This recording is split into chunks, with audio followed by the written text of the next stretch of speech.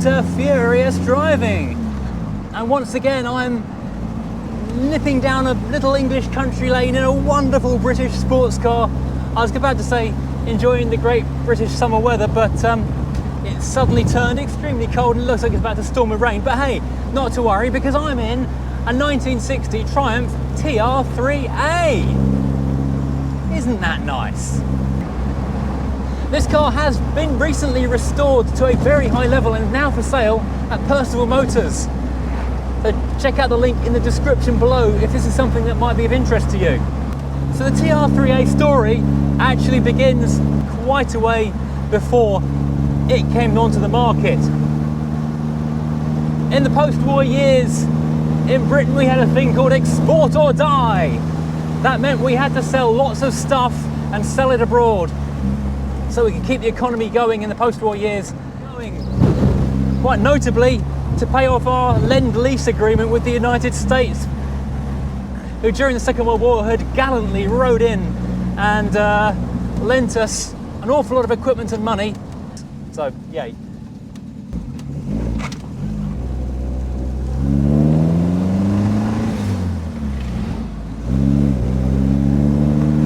But something that had been flying across the Atlantic in enormous numbers had been little sports cars.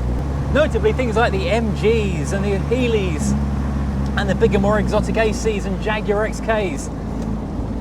A lot of these were because American servicemen had got a taste for them when they'd been over here during the war years and in the post-war years. And Standard Triumph really wanted a slice of that action, a piece of that pie, if you will. And so they came up with their first project, the TR1, and then completely redesigned it for the 1952-53 model year, calling it the TR2. It was thrown together in a bit of a hurry, and under the skin that showed. BRM Grand Prix driver Ken Richardson was brought in to help fettle the chassis, and his opinion was that it was a bloody death trap. So he was hired to make the TR2 drive properly. And he did that. And it wasn't a bad effort either. They sold quite a few of them. But they wanted to improve it and evolve it. And so they did. They brought out the TR3 in 1955.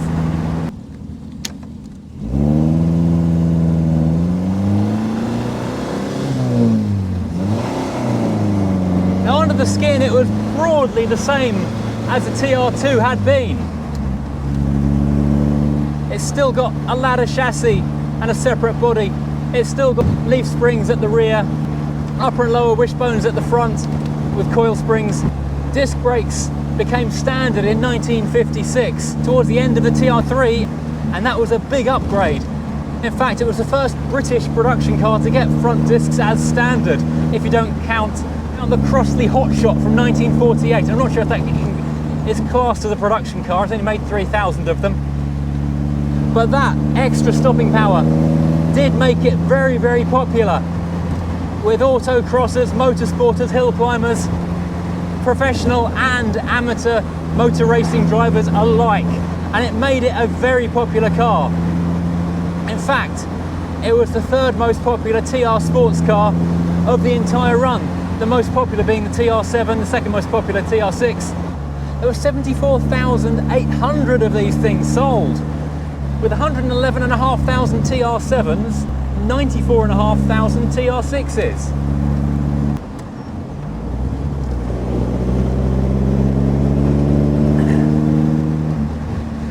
It is sprung very stiffly indeed, and with the ladder chassis and the leaf rear springs, it is possible to lift a rear wheel under hard cornering, and that will lead to quite severe understeer because it doesn't give out gently like lifting on a hot hatch. It lifts suddenly and pitches you into a corner. So you need to be ready for that, maybe know when it's going to come in. The gear shift is magnificent. It's a lovely bolt action, snickety thing to click through the gears with joy, possibly even panache.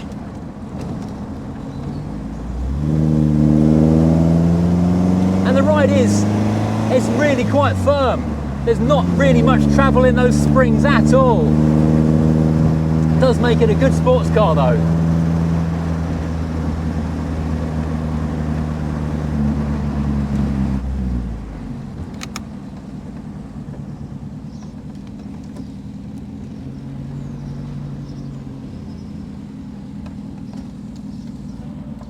Brilliant turning circle.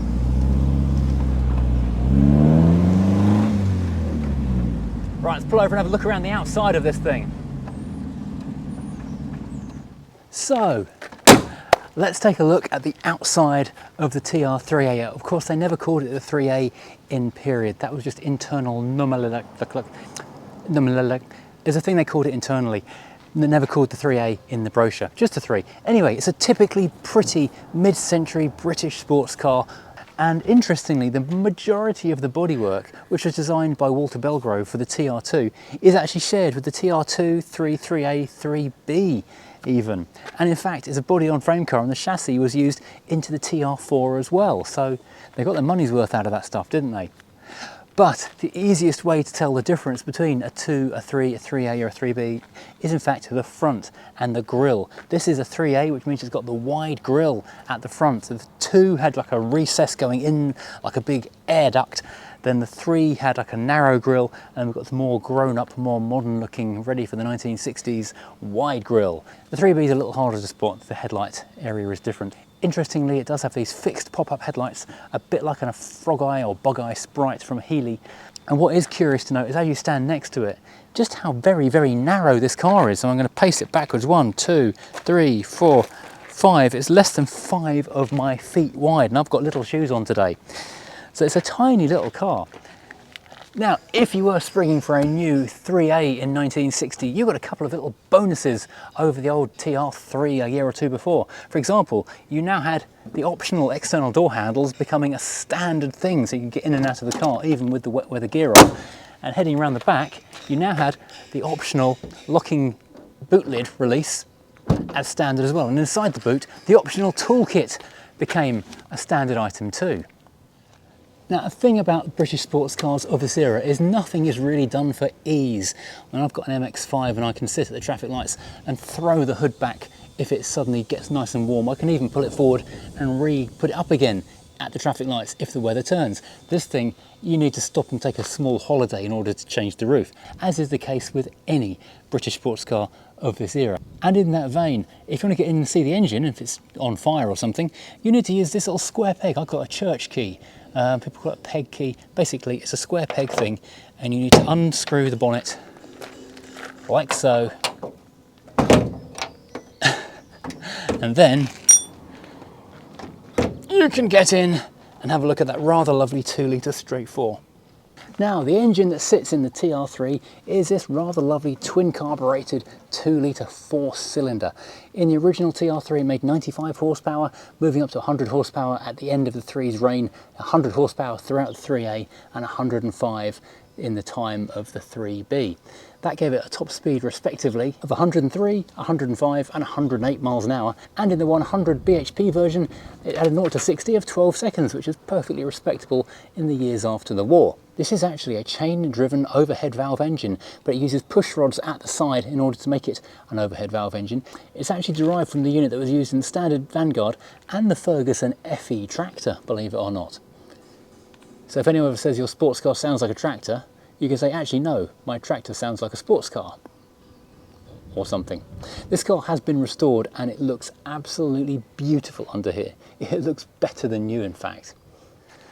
So, climbing in and out of the 3 is typical of cars of this nature and this era. It's almost as if they were designed not to be driven by humans. You need about 3 knees and no hips in order to be able to slide into the driving seat and get underneath this great big steering wheel. And let me talk you through this rather lovely little interior. So starting over on the door, it's a completely plain door card with nothing at all in terms of decoration. In fact, you've got bare metal showing at the top, which is in fact where you put your side screens if it starts raining. These cars are very much designed for fair weather. But you do though have a lovely rolled leatherette top, so you can rest an elbow on there whilst enjoying the country lanes. You do have a large door pocket, which is somewhere to put your bonnet release church key, and the cable in here is the door release. If you have an older TR3, that is your only door release. Stepping more fully inside, we have an interesting little bucket seat, which is quite similar to the original Mini Cooper seats from the early noughties. A low rise back, no headrests, and you sit in that low, feet straight in front of you position with the pedals well out in front of you and very, very small pedals. Let's climb aboard again and show you some more. The brake and clutch are quite close together, and the accelerator, a smaller pedal, is actually way off to the right hand side, so a little bit of differentiation and make it a little bit harder to heel and tow if you were in that way inclined. In the middle we've got our 4-speed manual gearbox, which is a lovely firm snickety item which has got lift for reverse, and next to it we've got a fly-off handbrake, which is again very typical of sports cars of the era, because it was felt that these could be used more quickly in a sporting environment. So you just pull and release to let it off, pull and touch the button at the top to set it. It's one of those things that if you're used to a modern handbrake, it takes you a few goes to get into the mindset of using it. But once you're actually in the habit of using it, it is very, very quick indeed to use. Then we've got the dashboard itself. T-shelf, not exemplary. Disappointing for a British car not to have anywhere where you can stash a cup of tea. We do have little blowers that go a little bit towards this screen, but the fact you are completely surrounded by the open air does mean you're fully ventilated. On the left-hand side, the passenger side, I should say, we've got a big glove box area, so somewhere for stashing your gloves, maybe a cup of tea for later in a small flask, a thermos maybe. And in the centre, we've got a bank of 4 small dials: fuel, oil, amps and temperature, so we're knowing everything that's going on with the car, plus a few small controls, wipers which pull to use, panel lights, side and headlights, something beginning with F, and our choke. And to start it, just turn the key. You don't even need a separate starter button. How very modern. In front of the driver, we've got 2 very big dials indeed. We've got our speedometer going up to 120, which is not far off what the car can achieve in theory. And the rev counter redlining, well, ending at 6,000. I guess the red line is somewhere around 5. Over to the right of the steering wheel, we've got our large indicator toggle, which I assume glows. We'll find out in a moment. And on the far right in the corner, we've got our overdrive unit, giving it a 5-speed gearbox. How very, very, very exotic in 1960. Flick it on and off just like that for engaging the 5th gear. Behind me we do have a tiny, tiny rear seat, but it's honestly absolutely useless for anything other than small bits of luggage. Now the boot, if you're worried about such things, is okay. It's not huge. It's big enough to put your side screens in if you're not carrying much other luggage. You'll get a small week's shopping in and maybe a couple of weekend away bags. It's not designed for big load lugging though. It's only about that deep and it only goes back that far because your fuel tank is just there. And you'll notice there's no struts, just another little stick to hold it up. Your fuel filler is just there.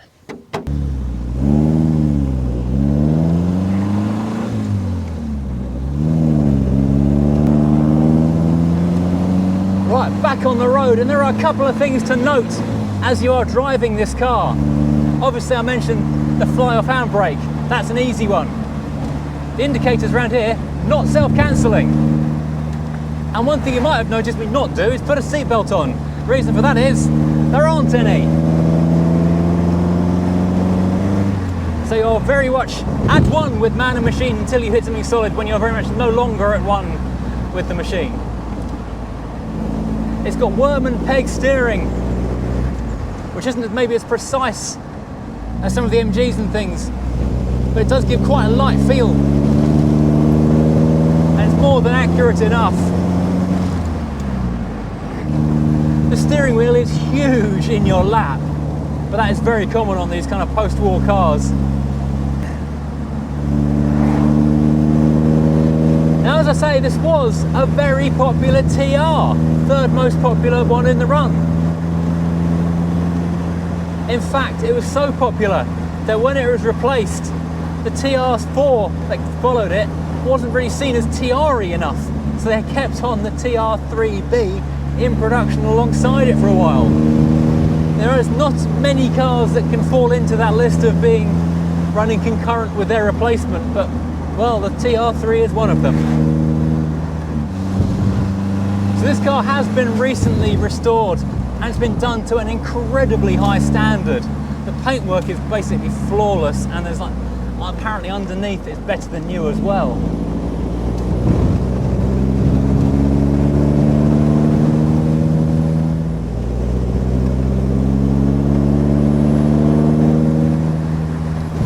Fun thing is, this is a properly fast sports car, but 50 miles an hour down the country lane does feel like you're absolutely bombing along.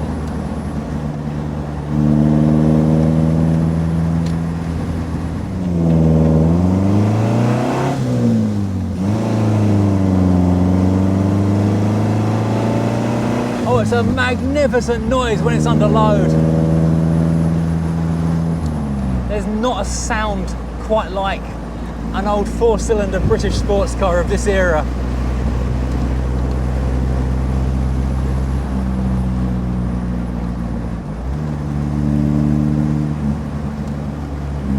It is such fun to drive this thing. Obviously, there are 0 driver aids. If you've got to hit the brakes hard, you need to be remembering to do cadence braking. There's no power steering to help you, not even power assisted brakes.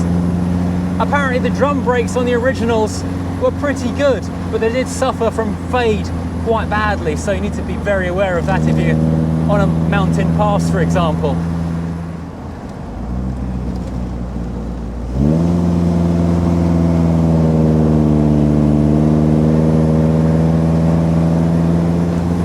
Really does make you concentrate on every little thing, every upcoming corner, every bump in the road makes you think about how you're going to deal with the next thing as it appears, because the car won't be there to sort it out for you. I really hope you can hear me okay, because obviously we're very, very exposed. These cars weren't really designed for poor weather.